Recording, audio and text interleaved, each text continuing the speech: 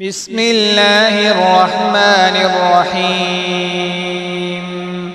قل أوحي إلي أنه استمع نفر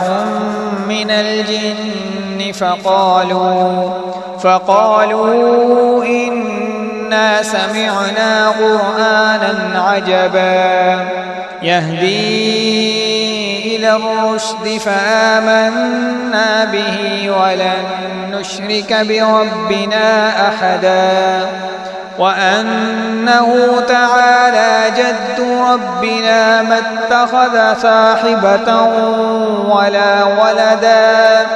وأنه كان يقول سفيهنا على الله شططا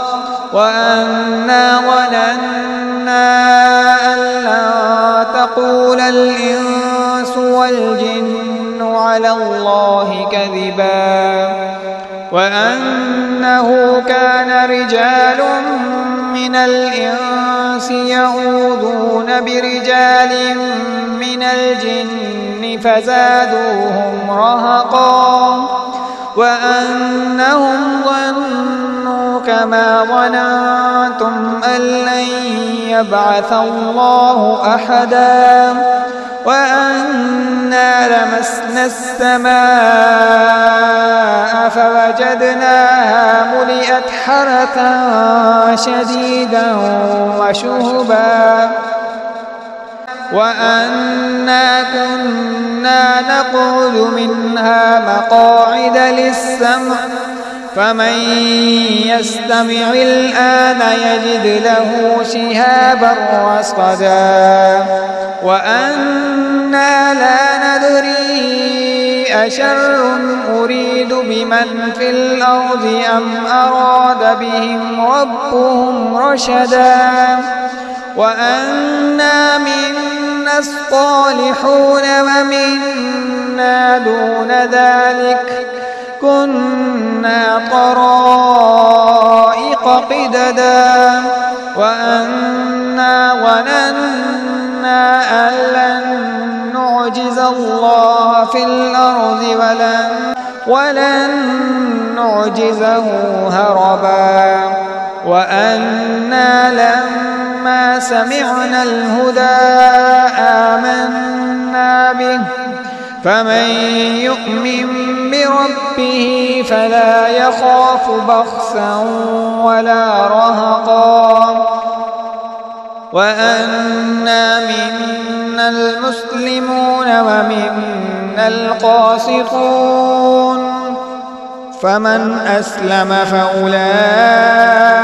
تحروا رشدا وأما القاسطون فكانوا لجهنم حطبا وأن لم استقاموا على الطريقة لأسقيناهم ماء غدقا لنفتنهم فيه ومن يعرض عن ذكر ربه يسلكه عذابا صعدا وأن المساجد لله فلا تدعوا مع الله أحدا وأنه لما قام عبد الله يدعوه كادوا يكونون عليه لبدا قل إنما أدعو ربه ولا أشرك بربه أحدا قل إني لا أملك لكم ضرا ولا رشدا قل إني لن يجيرني من الله أحد ولا أجد من دونه ملتحدا إلا بلاغا من الله ورسالاته ومن يعص الله ورسوله فإن له نار جهنم خالدين فيها أبدا حتى إذا رأوا ما يوعدون فسيعلمون من أضعف ناصرا وأقل عددا قل إن أدري أقريب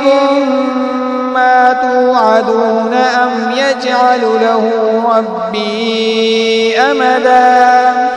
عالم الغيب فلا يظهر على غيبه أحدا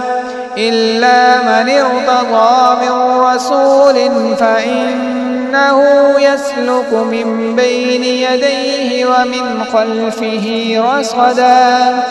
ليعلم أن قد أبلغوا رسالات ربهم وأحاط بما لديهم وأحصى كل شيء عددا